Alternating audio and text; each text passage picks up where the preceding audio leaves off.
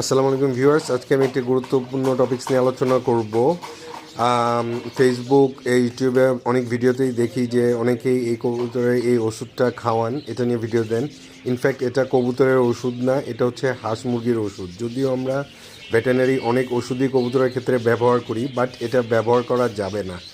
কারণ হাঁস মুরগির যে ডিম পাড়ার যে টেন্ডেন্সি, এরা প্রতিদিন একটা করে ডিম দেয় অথবা একদিন গ্যাপ দিয়ে, বাট কবুতরের ক্ষেত্রে এই জিনিসটা এরকম না।